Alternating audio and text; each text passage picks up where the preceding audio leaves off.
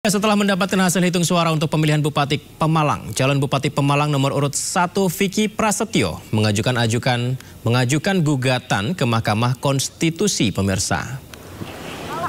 Mahkamah Konstitusi menerima sejumlah gugatan sengketa hasil pemilihan kepala daerah 2024, tak terkecuali sejumlah pesohor yang ikut kontestasi namun dinyatakan kalah.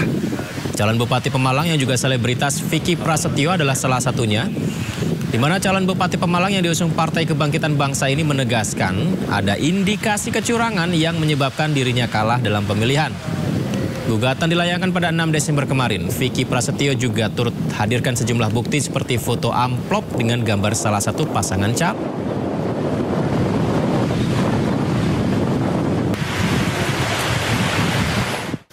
Dan untuk membahas lebih jauh, kami telah terhubung melalui sambungan Zoom dengan calon Bupati Pemalang pada Pilkada 2024 lalu, Vicky Prasetyo. Selamat malam, Assalamualaikum Bang Vicky, apa kabar Bang?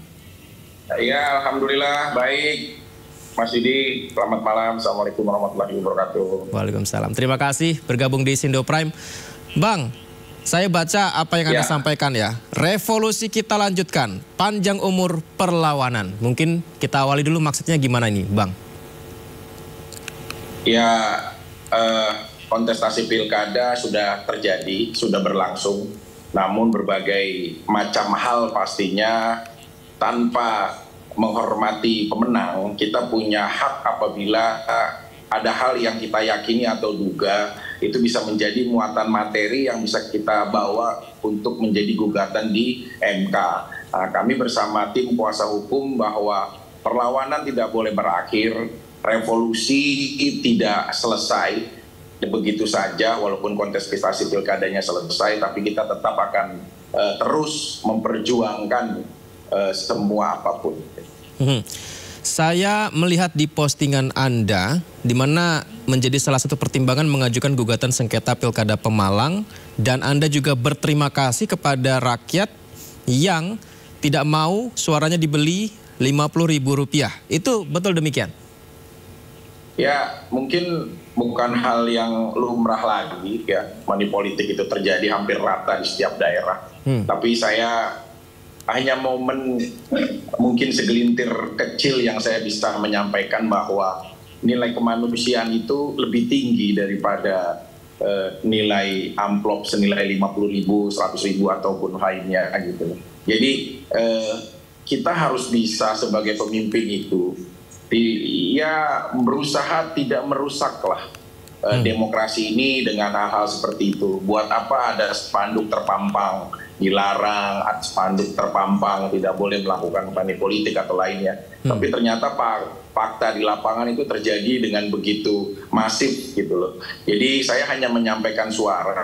Saya mendapatkan 121.000 orang. Ternyata dari suara saya di Kabupaten Pemalang yang memang punya nurani, punya integritas demokrasi gitu loh. Jadi kalau kita semuanya para calon-calonnya mampu bisa mengkampanyekan ini, jadi yang kita unggulkan adalah programnya gitu. Nah, programnya, tentang kemajuannya, tentang kesejahteraannya. Kalau semua diawali dengan nominal, pasti akan menjadi nilai bisnis nantinya yang dia mau nggak mau akan ada hasrat untuk ingin cepat-cepat mengembalikan anggaran apa yang sudah dikeluarkan gitu loh. Dari awal saya yakin ini sebuah politik yang tidak sehat menurut saya, walaupun ini menjadi sebuah hal budaya juga di beberapa daerah-daerah yang pragmatis, tapi saya berusaha untuk melawan arus besar ini gitu. Mungkin tidak berdampak sekarang, tapi 5 tahun akan datang saya yakin bahwa pemilih-pemilih Indonesia khususnya itu bisa memilih dengan rasional yang baik, terserah pilihannya apa. Jadi tidak dipatokkan dari segi nominal. Kalau faktor finansial yang menjadi penentu dalam kemenangan pilkada, ya kita tender aja pilkadanya. Siapa yang nawar paling tertinggi, ya dia yang menang gitu loh. Jadi tidak mengorbankan kontestasi ataupun kompetisi yang keluar uang negara besar gitu. Itu aja sih maksud saya, pandangannya sih. Baik. Karena memang yang namanya demokrasi, apa yang disampaikan Bang Vicky ini tentu sangat penting untuk disuarakan ya. Bang Vicky, sebelum kita lanjutkan, kita simak terlebih dahulu informasi mengenai popularitas yang dimiliki sederet selebritas pemirsa. Ini menarik perhatian sejumlah partai politik mengusung mereka dalam pertarungan pilkada. Namun beberapa harus rela menelan pil kekalahan, dan kami rangkum deretan selebritas yang kalah dalam pilkada berikut ini.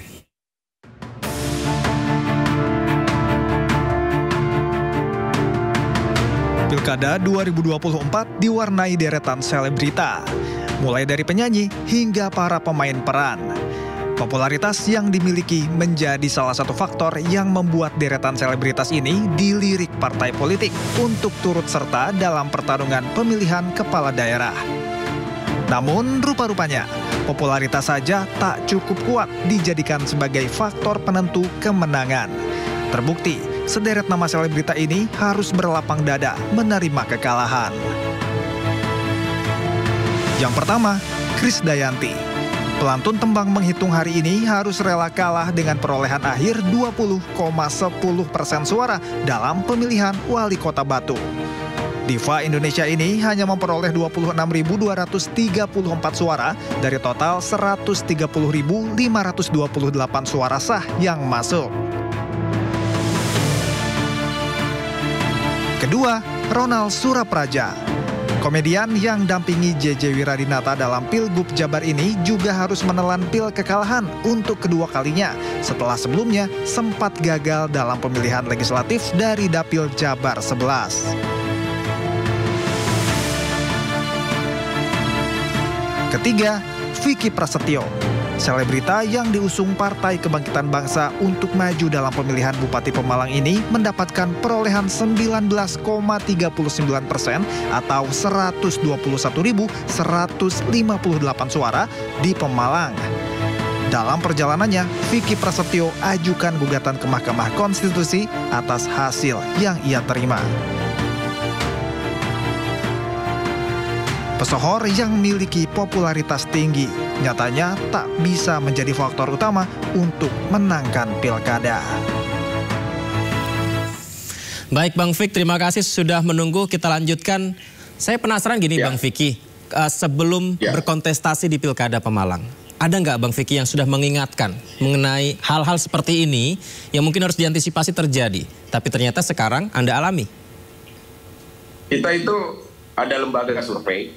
Kita survei kita peringkat pertama, ya, objektif dari responden 400 orang itu lumayan lah sebagai barometer kita, bahwasannya analisa politik menurut saya bahwa jargon revolusi Pemalang yang mungkin udah bertahun-tahun, berperiode-periode kita dalam hal keterpurukan, bahkan kita peringkat nomor 35 Kabupaten Pemalang itu dari kabupaten dan kota yang ada di Jawa Tengah, tingkat sumber daya manusianya paling terpuruk dan paling terakhir. Jadi dengan kita bangkitkan rasa, bangkitkan keinginan untuk membangun lebih baik Pemalang, sekarang kita exposure-nya kita ledakan, kita kita benar-benar terkenalkan Pemalang semuanya dengan berbagai macam hal konsep kita. Menurut kita itu ada di klimaks saat kita kampanye. Terbukti lapangan kita tuh sampai nggak cukup, orang-orang yang berdatang kan tanpa dikondisikan itu datang semuanya, puluhan ribu orang itu datang ke situ gitu loh.